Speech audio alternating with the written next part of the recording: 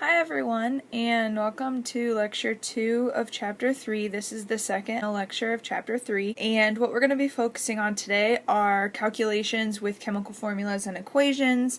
So we're going to look at a lot of different things that involve the math in chemistry. So as you can see here, this shows the list of all of the different concepts that we're going to cover as we work through this lecture. Something to make note of though is this combustion analysis. This is probably new. Usually it's not covered in first year chem, so I would definitely make sure that you look at that combustion analysis section. As you look through the notes, if you have the notes pulled up, you'll notice that next to a lot of examples there are QR codes and there are web links. So what I actually did is I created videos for each example, so as you work through you'll notice that the answers are in parentheses. I want you to work through the example, and then if you find that you need extra practice with that specific example, scan that QR code with your phone or just type in that link in order to pull up that example and see the specific example worked out for you. So if you know how to find molar mass, you don't have to worry about watching the video on that example. I would definitely recommend watching the combustion analysis video just because that is new. But as you work through, again, if you find that you're comfortable with everything, then you don't have to watch all of the extra videos. So the first thing that we're going to talk about is molar mass. Molar mass, much like any other unit, has a specific purpose. Molar mass is the mass of 1 mole of a substance.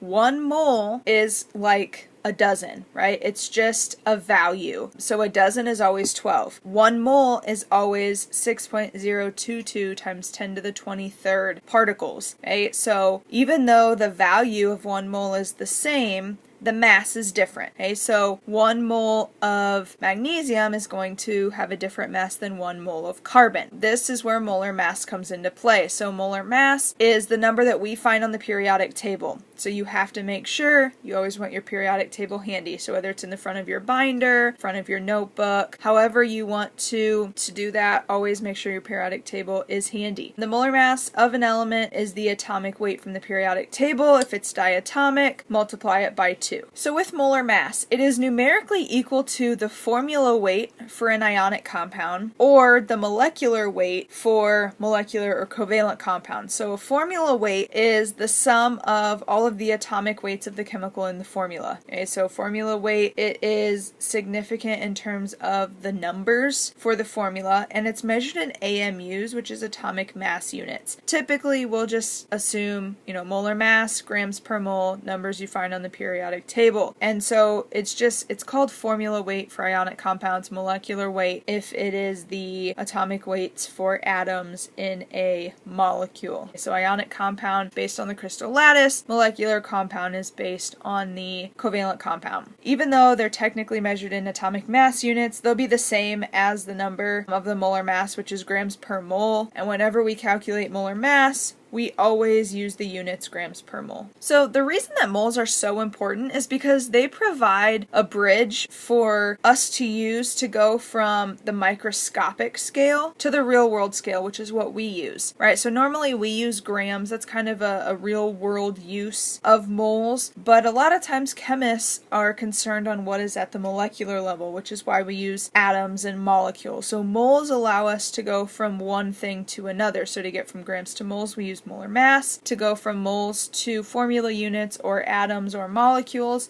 we use Avogadro's number. So when we're talking about Avogadro's number, we're talking about a very, very small item. Typically an atom, a molecule, a particle. The reason that we have to use Avogadro's number is because in lab, I'm not going to ask you to find the mass of a single atom. So instead we use Avogadro's number, which is 6.022 times 10 to the 23rd atoms or molecules equal to 1 mole. So this might look a little bit different. Okay, 6.022 times 10 to the 23rd. We use it with 4 significant figures. Not 3, not just 6.02. We use 6.022 times 10 to the 23rd. And remember, Avogadro's number is always equal to 1 mole, which is always equal to the molar mass. So as I talked about before, 1 mole, atoms or molecules or ions, contains Avogadro's number of particles. 1 mole of molecules or formula units contains Avogadro's number times the number of atoms or ions in each element. So there's a lot of different ways we can talk about Avogadro's number and using the mole. And table 3.2 shows all of the different relationships that you can have. We can talk about atomic nitrogen, which is just N, versus molecular, versus silver and the silver ion, and then looking at an ionic compound. So this just shows you how everything plays out in terms of atoms, molecules, ions, and so on. Okay, so I hope that you got through the few examples on mole conversions, but remember, if you need any help with any of those examples, just scan that QR code or just copy that link and then watch the separate videos just to help you out with those examples. Now we're going to kind of turn our focus from just mole conversions to calculating empirical formulas. Empirical formulas are extremely important because when a new compound, whether it's a new drug or just a new discovery in general, when a new compound is synthesized in the lab or when it's isolated from any natural source, chemists actually determine its elemental composition and they determine the empirical formula in order to understand its properties. When they find a new pharmaceutical, they find a new drug in the lab, what they have to do is they have to figure out its properties. What could it react with? What will it help cure? Right? That's all based on chemical properties. So that's why we actually find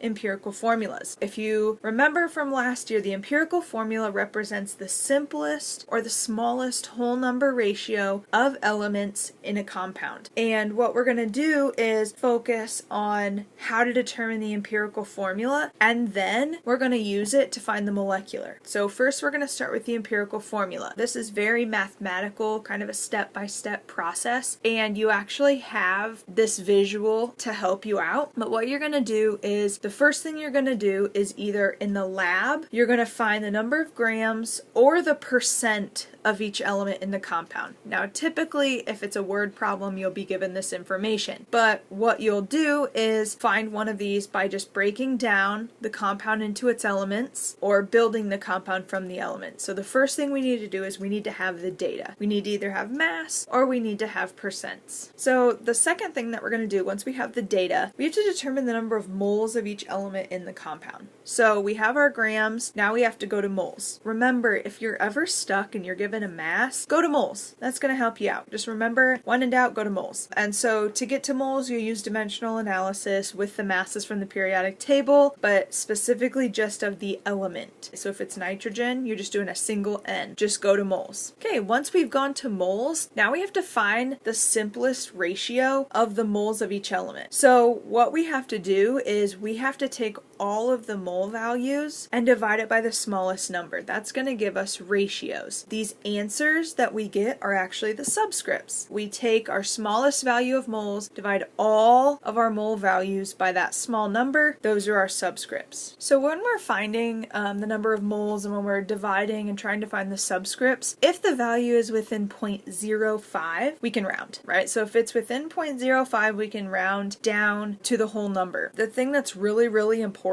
is to keep extra significant figures. Okay, keeping extra significant figures is going to help us ensure that we're as close to that whole number as possible. So keep it out to 4, 5, 6 significant figures just to help us follow this rule. Once we find our subscripts, what if we're not within 0.05? If we're not within 0.05, then we have to multiply all of our numbers by the smallest number that will give us whole numbers. For example, if I have 0.333, we multiply that by 3, gives us about 1. If it's 0.5, you multiply it by 2, gets us to 1. You know, you can kind of work through 0.25, multiply by 4. Okay, but remember, if you do something to one thing, you have to do the same thing to everything else. Okay, so that's something that's important to remember as you work through these problems. So now what we're going to do is we're going to actually just look at an example of determining the empirical formula. I'm going to go through this with you, and then you can try the next example on your own, or you can scan the QR code to watch me go through that example. So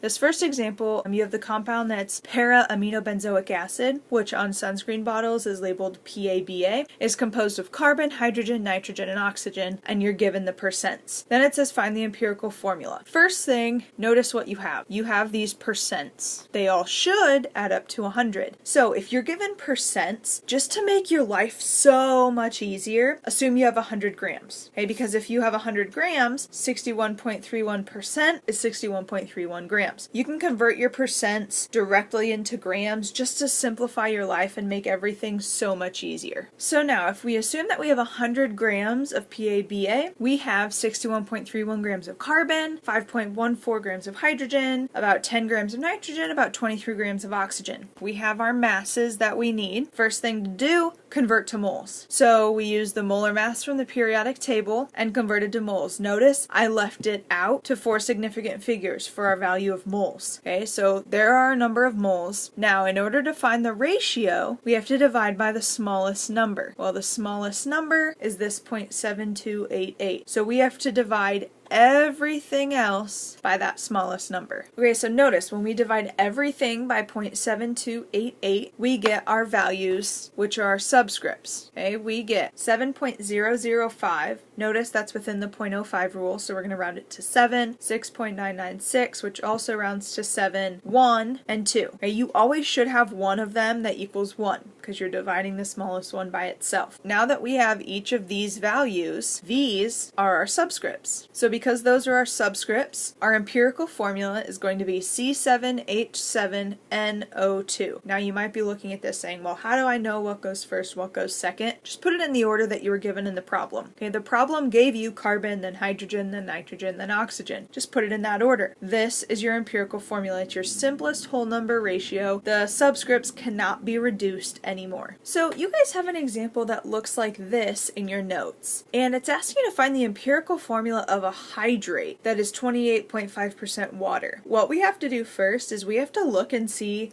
what a hydrate actually is. What is a hydrated compound? What does that mean? This that you have right here, this calcium sulfate, this is an example of a hydrate. Okay? The way that you read this is calcium sulfate, or you could say CaSO4.7H2O. Okay, so if we're just reading the formula, CaSO4.7H2O. So this is a hydrate, and what this is it's a compound that has molecules of water held in its crystal structure. So the water is actually part of the crystal structure, which means when you're calculating the molar mass, you have to actually take those waters of hydration into account. So not only are you going to be calculating this calcium sulfate, you also have to take into account this 7H2O. Now, hydrates are actually very common in nature, and you can actually remove the water by heating it, and what happens when you heat the hydrate is you leave behind what's called the anhydrous compound. Anhydrous means without water. So when you leave behind the anhydrous portion, you're leaving behind the part without the water. So in this case, just calcium sulfate. So what we're going to look at just really quick is how to name a hydrate, and it's very similar to actually when we're naming covalent compounds,